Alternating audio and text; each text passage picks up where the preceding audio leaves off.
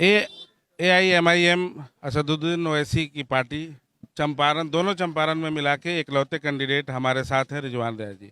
हम इनसे बात करते हैं और जानने की कोशिश करते हैं। जहां सिकटा मैनाताड़ विधानसभा क्षेत्र से एक मंत्री जो कि बहुत ही उनका नाम भी है और बदनाम भी है, अभी जैसे खबरें आ रही हैं, उसके बावजूद पुराने दिलीप कुमार वर्मा और 6 मुस्लिम कैंडिडेट के साथ रिजवान रियाजी और MIM ही क्यों? देखिए, MIM पूरे बिहार में 20 सीटों पर लड़ रही है और सिकटा मैनाटाड़ चूँकि पिछले 30 सालों से बहुत सारे मसाइल से जूझ रहा है। हमारे बैरिस्टर असदुद्दीन ओवैसी साहब ने ख़ासकर इस सीट का दोनों चंपारण में सेलेक्ट किया है ताकि यहाँ के मसाइल को, उलझे हुए मसाइल को सुलझाया जाए। आपको मालूम होगा, जो हमने पम्फलेट शाये किया था उसमें 5 साल 3 वादे हमने किए थे और सबसे बड़ा जो वादा हमने किया था इस इलाके के लिए कि विश्वविद्यालय मिलेगा। आपको बता दें कि लोग जो पिछले 30 सालों में बहुत सारे कैंडिडेट को देखे, लेकिन 2 कैंडिडेट जो हमारे होते रहे हैं, 25 साल और 10 साल यानी 35 साल का अरसा गुजर चुका, लेकिन आज भी यहाँ का कोई भी समस्या हल नहीं हो सका। हम आए हैं कि यहाँ के बच्चों को एजुकेशन से जोड़ दें, इल्म हुनर से जोड़ दें। इसीलिए असदुद्दीन ओवैसी साहब ने ख़ास कर यहाँ के लोगों के समस्या के लिए, जो गरीब लोग हैं, जो अपने बच्चों को पढ़ा नहीं पाते हैं, जो अपने बच्चों को आला से आला डिग्री दिला नहीं पाते हैं और जो अपने बच्चों की नौकरी नहीं दिला पाते हैं, इसके लिए खासकर हमें सेलेक्ट किया है सिकटा मैनाटाड़ को। लेकिन जहां तक बात मेरे समझ में आ रही है कि आप MIM के इकलौते कैंडिडेट हैं, यहाँ कुछ खास वजह है? मैं वो जानने की कोशिश कर रहा हूँ कि खास वजह है कि इकलौते कैंडिडेट चंपारण बहुत बड़ा हिस्सा है ना, रकबे के हिसाब से अगर देखा जाए, क्षेत्रफल के हिसाब से देखा जाए, तो दोनों चंपारण में इकलौता आप मतलब क्यों है ऐसे, और आप अनोखे क्यों हैं? देखिए, इकलौता की बात नहीं है। दोनों चंपारण में हमारी पार्टी जो है ग्रैंड डेमोक्रेटिक सेकुलर फ्रंट जो बना हुआ है, जिसमें मायावती जी हैं, जिसमें उपेंद्र कुशवाहा हैं, जिसमें ओम प्रकाश राजभर जी हैं, वीरेंद्र कुमार यादव जी हैं और बैरिस्टर असदुद्दीन ओवैसी साहब हैं। तो सीमांचल में हम ज़्यादा सीटों पर लड़ रहे हैं। यहाँ सिकटा मैनाटाड़ में कोई इकलौता तो आएगा, एक सीट। सीमांचल की बात किया आपने, सीमांचल में कई ऐसे हिस्से ऐसे हैं जिसमें 90% तक मुस्लिम आबादी है। क्यों, ये वजह है क्या कि मुस्लिम आबादी में ही लड़े और यहाँ नहीं लड़े, इस वजह से आप अकेले हैं? सबसे पहले मैं आपको बता देना चाहता हूं कि हमारी पार्टी जो है मुसलमानों की पार्टी बिल्कुल है ही नहीं। ये गरीब, आदिवासी और दलितों की पार्टी है। हमने कभी भी, बैरिस्टर साहब ने जो आवाज़ उठाई है, मुसलमानों के साथ साथ साथ गरीबों के, दलितों के, अति पिछड़ों की बात कही है कभी भी। राजभर जी हैं, उठाकर दिए, मायावती जी भी हमारे साथ हैं। यहाँ पर ये पोलराइज न किया जाए। अगर देखा जाए सिकटा मैनाटाड़ में तो 77,200 तकरीबन मुस्लिम वोट हैं, यादव वोट 12,237 है, रामविलास पासवान का वोट जो है ना 5222 है, गिरिजी लोगों का 1800-1900 वोट है, पंडित लोगों का 2500 वोट है, ईसाह लोगों का 26,000 वोट है, राम लोगों का 15,000 वोट है। तो इसमें हिंदू मुसलमान कहने की ज़रूरत नहीं है। असदुद्दीन ओवैसी साहब चाहते हैं कि जहाँ पर मसाइल ज़्यादा हों, जाहिर सी बात है पूरे बिहार में मसाइल हैं, लेकिन हम वहाँ पर जहाँ पर सीट निकाल सकते हैं, हम अपनी पार्टी लेकर के पहुँचते हैं, जिसमें दलित के साथ साथ, यादव के साथ साथ और कुशवाहा के साथ साथ मुसलमानों के साथ मिल करके हम सीट निकालने के लिए यहाँ पर आए हैं। इकलौता उसके लिए माले भी है और माले आपके साथ लड़ रही है इस कंस्टिट्यूएंसी से, तो माले भी गरीबों की, दलितों की बात करती, अगड़े पिछड़ों की बात करती रही है, तो माले भी है, तो आप लोग तो सिमिलर हो गए। आपको मैं बता देता हूँ, मालिक कभी भी आपके गरीबों की बात करना अलग चीज़ है, काम करना अलग चीज़ है। दूसरों की ज़मीन पर ले जा के लाल झंडा डाल लेने से समस्या का समाधान नहीं हो जाता। यहाँ पर जो भी बात हो रही है, यहाँ मुस्लिम कैंडिडेट की हैसियत से आप मुझसे बात कर रहे हैं कि असदुद्दीन ओवैसी साहब ने क्यों दिया। माले था, माले का अगर कोई किरदार हो तो आप बताया जाए।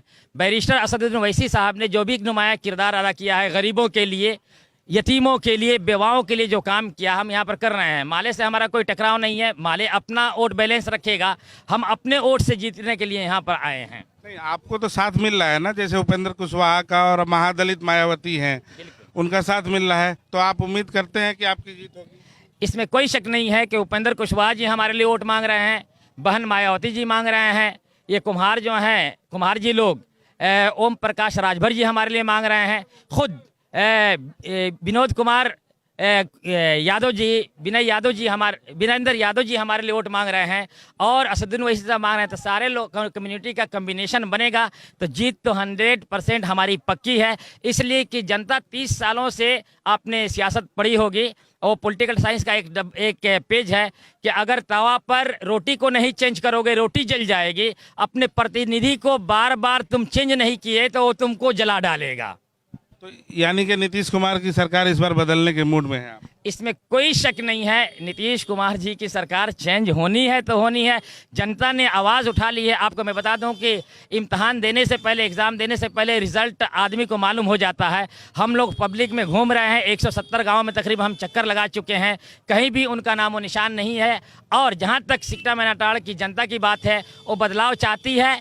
2 कैंडिडेट पहले से उनको लूट चुके हैं, अब वो मज़ीद लूटना नहीं चाहती हैं अपने बच्चों के भविष्य के लिए। हमारा इंतखाब MIM का इंतखाब, उपेंद्र कुशवाहा का इंतखाब और मायावती के सपोर्टर का इंतखाब यानी रिजवान रियाजी का इंतखाब तय है इंशाअल्लाह ताला। 2 बार से विधायक रहे हमारे खुर्शीद साहब हैं, यहाँ के सब MLA हैं, मंत्री भी हैं, उनको कितना टक्कर दे पा रहे हैं आप? अभी माहौल क्या है आप बताएंगे? देखिए, एक फारसी की कहावत है कि आफताब का ज़मीन से क्या लेना देना।